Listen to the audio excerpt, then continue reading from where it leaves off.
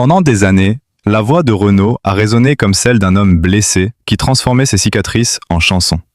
Derrière les textes devenus cultes, derrière l'image du poète rebelle au foulard rouge et à la voix éraillée, se cachait pourtant une réalité beaucoup plus sombre. Une solitude immense. Une fatigue émotionnelle que même le succès n'avait jamais réussi à faire disparaître. À 74 ans, alors que beaucoup pensaient que l'histoire sentimentale de Renaud appartenait déjà au passé, le chanteur a surpris tout le monde. Après 2 divorces, des années de dépression, des excès qui ont détruit son corps autant que son moral, il semblait avoir abandonné l'idée même d'aimer encore. Certains proches racontaient qu'il vivait entouré de souvenirs, prisonnier d'un passé devenu trop lourd. D'autres affirmaient qu'il ne croyait plus aux promesses, encore moins en mariage. Et pourtant, dans l'ombre des polémiques, loin des projecteurs, quelque chose a changé. Ce qui frappe chez Renaud, ce n'est pas seulement la fragilité de l'homme, c'est cette manière presque désespérée de chercher l'amour comme une dernière bouée de sauvetage. Depuis sa jeunesse, ses relations ont souvent ressemblé à des tempêtes émotionnelles. Derrière les histoires d'amour médiatisées, il y avait un homme incapable de vivre sans passion, mais incapable aussi de vivre sereinement avec elle. Son premier mariage avait déjà laissé apparaître cette fracture intérieure. Les années passaient, les tournées s'enchaînaient, le succès devenait gigantesque, mais la vie intime, elle, se fissurait lentement. Le public voyait un artiste engagé, provocateur, tendre. Ceux qui l'approchaient de plus près voyaient un homme tourmenté, parfois perdu dans ses propres démons. Puis est venue la seconde rupture. Et cette fois, quelque chose s'est brisé définitivement. Les proches évoquaient un homme qui s'isolait de plus en plus, la tristesse collée à sa peau. Certains jours, il refusait presque de voir du monde. Le chanteur qui faisait vibrer des stades semblait désormais lutter simplement pour continuer à avancer. Son regard fatigué alimentait toutes les rumeurs. Était-il malade? Dépressif? Brisé par la solitude? Les débats enflammaient les médias français. Mais ce que beaucoup ignoraient, c'est que derrière cette image d'homme détruit, Renaud continuait d'espérer. Pas pour la gloire, pas pour revenir au sommet. Non, il espérait encore ressentir quelque chose. Être aimé.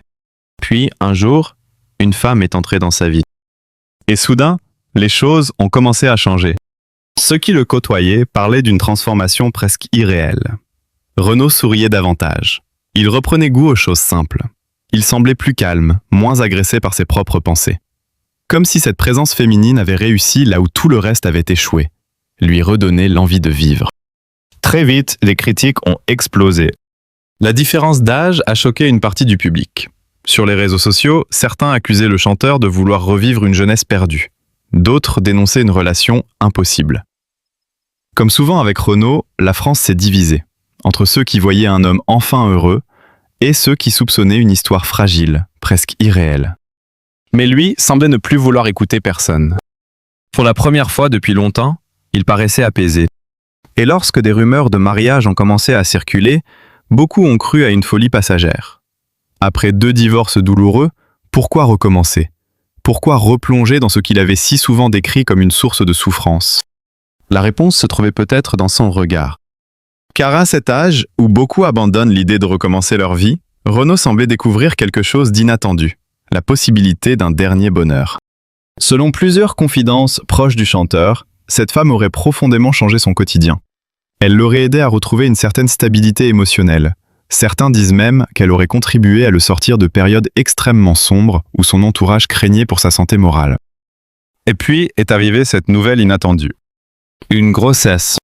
Pour beaucoup, l'annonce paraissait presque irréelle. À 74 ans, devenir père à nouveau semblait inimaginable. Pourtant, ceux qui ont vu Renaud ces derniers mois décrivent un homme bouleversé par cette perspective. Non pas un homme effrayé, mais un homme reconnaissant envers la vie de lui offrir encore une raison d'espérer. C'est peut-être cela qui rend cette histoire si fascinante. Parce qu'elle dépasse le simple récit sentimental. Elle raconte le combat silencieux d'un homme contre le temps, contre la solitude, contre ses propres erreurs. Pendant des années, Renaud a donné l'impression de bisser lentement vers une forme de tristesse irréversible. Ses chansons parlaient déjà de nostalgie, de regrets, de blessures qu'on ne referme jamais complètement. Et pourtant, aujourd'hui, il ose encore croire au futur. Mais derrière cette renaissance apparente, certains observateurs restent prudents. Les vieux démons disparaissent-ils vraiment? Peut-on reconstruire une vie entière après tant de chaos émotionnel?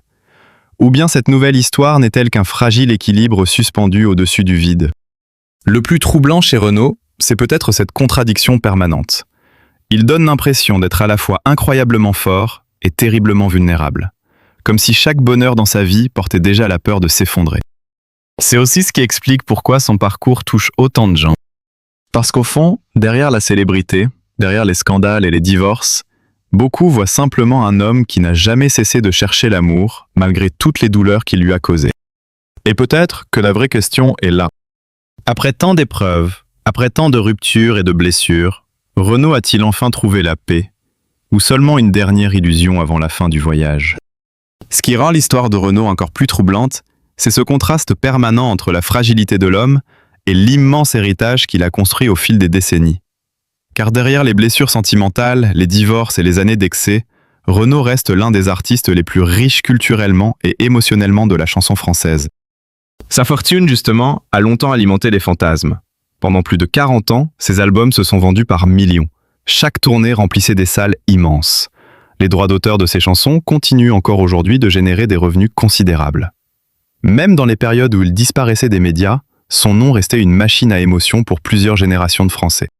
Mais chez Renaud, l'argent n'a jamais ressemblé à une victoire tranquille. Contrairement à certaines stars obsédées par le luxe, lui a souvent donné l'impression de se moquer de la richesse matérielle. Son univers était celui des bistrots, des motos, des vieux quartiers populaires, des histoires d'ouvriers, de gens cassés par la vie. Pourtant, derrière cette image de chanteur rebelle presque anti-système, il possède aujourd'hui un patrimoine important construit grâce à des décennies de succès. Résidences, droits musicaux, contrats artistiques, Renaud fait partie des grandes figures qui ont marqué durablement l'industrie musicale française. Mais le plus précieux dans sa vie n'a jamais été l'argent. C'est sa famille. Et c'est probablement là que se cache la plus grande contradiction de son existence. Car malgré son immense besoin d'amour, ses relations familiales ont souvent été traversées par la douleur, les séparations et les absences. Ces divorces ont laissé des traces profondes. Certaines personnes proches du chanteur racontent qu'il a longtemps porté une culpabilité silencieuse liée à son incapacité à préserver une stabilité émotionnelle autour de lui. Pourtant, son rôle de père a toujours occupé une place essentielle dans son cœur. Derrière l'image du chanteur provocateur, il y avait aussi un homme extrêmement sensible à la notion de famille. Un homme capable d'écrire avec une tendresse bouleversante lorsqu'il parlait des êtres qu'il aimait. Et peut-être que cette sensibilité vient justement de son parcours artistique. Parce que les chansons qui ont construit la légende Renaud ne sont pas de simples tubes. Elles ressemblent souvent à des morceaux de vie arrachés à ses propres blessures. Quand il chantait la révolte, la nostalgie, l'amour ou la solitude, le public avait l'impression d'entendre quelqu'un qui disait enfin tout haut ce que beaucoup ressentaient en silence. Des titres comme Mistral gagnant sont devenus bien plus que des chansons. Ils sont presque entrés dans la mémoire collective française. Derrière cette mélodie douce se cachait une immense mélancolie, celle d'un homme obsédé par le temps qui passe et par l'enfance qui disparaît. Encore aujourd'hui, beaucoup considèrent cette chanson comme l'une des plus émouvantes jamais écrites en France. Puis il y eut « Laisse béton, dès que le vent soufflera, Morgane de toi, Manhattan-Kaboul ».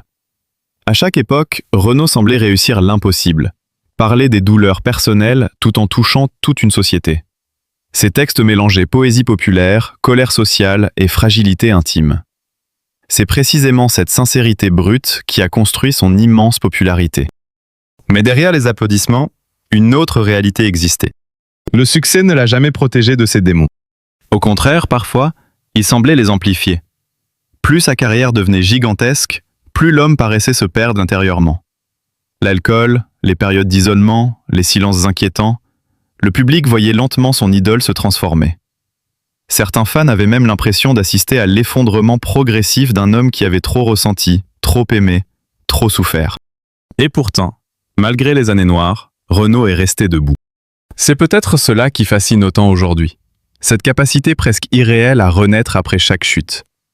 Peu d'artistes français ont connu autant de périodes de destruction personnelle tout en conservant un lien aussi puissant avec le public.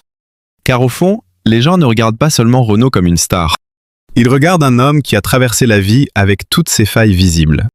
Un homme qui a aimé maladroitement, qui s'est perdu, qui a parfois détruit ce qu'il avait de plus précieux, mais qui continue malgré tout à chercher un peu de lumière dans les dernières années de son existence.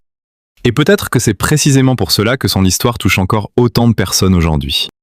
Et vous, pensez-vous que l'amour peut réellement transformer une vie, même après 70 ans? Ou croyez-vous que certaines blessures ne guérissent jamais vraiment?